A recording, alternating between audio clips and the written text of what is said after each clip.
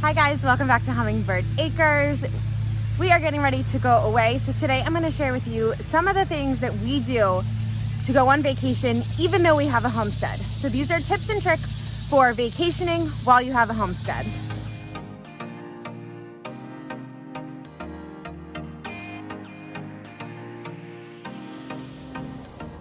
One of the first things you want to do when you are planning a vacation is you want to make sure that you plan it far enough ahead of time that you can find yourself a really great homestead sitter.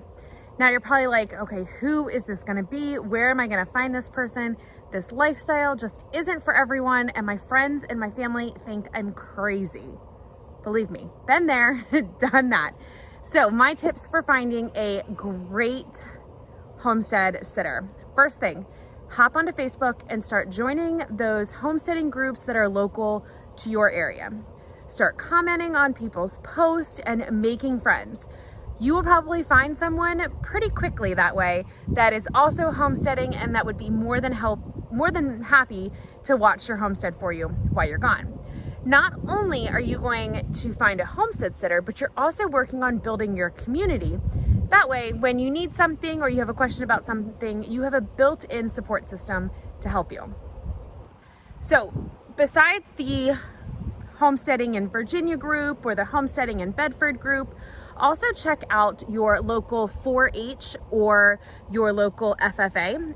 Those are students who are already raising animals. They most likely live on a farm and they will probably be more than happy to help you, especially if you're going to offer to pay them a little bit of money.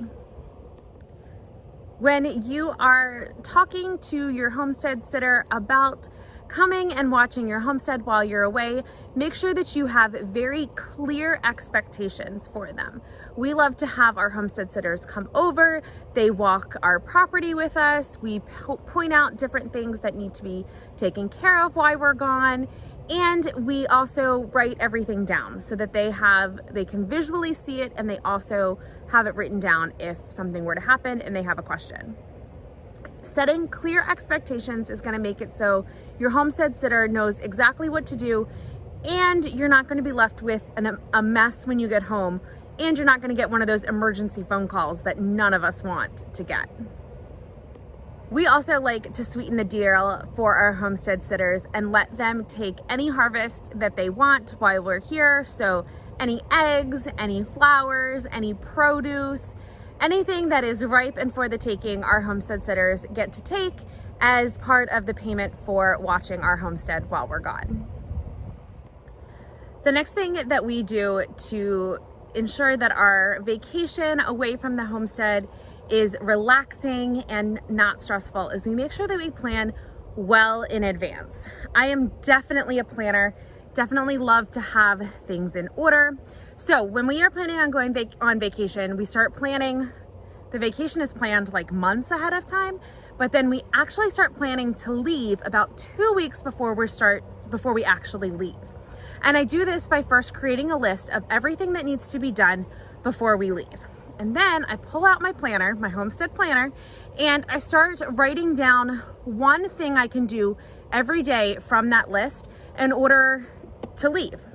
These one thing a day, this 1% a day, makes it so that on the day that it is time to leave, we can leave and it's not stressful and we're not running around like chickens with our heads cut off. So I write down one thing a day. Now there are certain things that, have to wait for like the day before or the day of, and that's understandable. But some of those bigger things, like we meal prep because we make all of our meals while we are on vacation. I will meal prep 2 weeks in advance, freeze everything, and then all we have to do is pull it out of the freezer, put it into the freezer in the camper, and we are good to go. I also try to stock up if I need any specific groceries from the grocery store. I'll try to stock up on them early so that we're not running around. The same thing with canning and preserving. I want to make sure that all of that is done and it's not going to be stressful for me before we leave. Now, picking the time when you actually go on your vacation is going to be key as well. Being on your homestead, you know the busy seasons and then you know the seasons that are kind of slow. So plan to go on vacations during those slower seasons. You will thank yourself because you won't have as much prep work, but your homestead sitter will also thank you because they don't have as much to do while you're gone. So planning is key. Make sure that you are planning well enough ahead of time and use those lists. Write things down and find one thing you can do every day to prepare for your vacation. This garden is a prime example of getting ahead so that you can not be stressful and that you not be stressed and you can enjoy your vacation. So I pulled off one harvest of tomatoes about a week ago and I processed them all down this week. And then our plan is we will harvest again off of this right before we leave. I'm going to, instead of preserving it and canning it, I am going to cut it all up, cut all the bad stuff out, and then I'm going to freeze it. And then that way, when I get back, I can take anything else that is ripe, put it all together, and can the rest of it. So making a plan like that is also very helpful, and knowing those little tricks make going on vacation a lot easier. Another thing that you're gonna wanna do when planning a vacation is you are gonna want to minimalize your chores.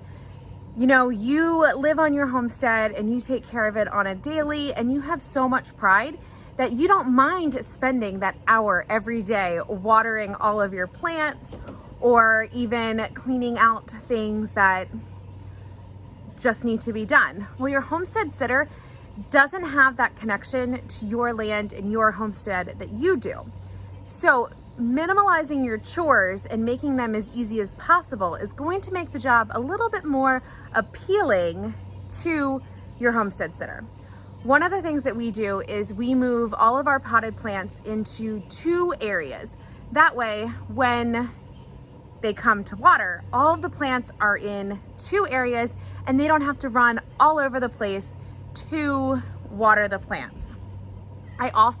We have lots of watering cans. You guys have probably seen our kids help with watering. So there's like 6, 9 different watering cans. I make sure all of those watering cans are in one spot and ready to fill for the homestead sitter. So they don't have to go searching for things. Everything is in one location and it just makes the job a little bit easier for them.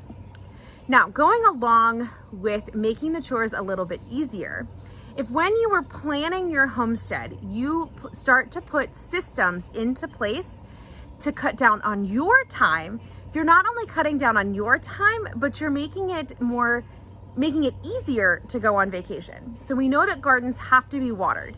Well, instead of hand watering them, if you install an irrigation system, then the irrigation system on a timer, I should say, then your garden is getting watered every day without you doing it or without someone else doing it. And there are some really fancy water timers out there these days that you can control with your phone. You can have them skip a day of watering, say if it's raining or if it rained.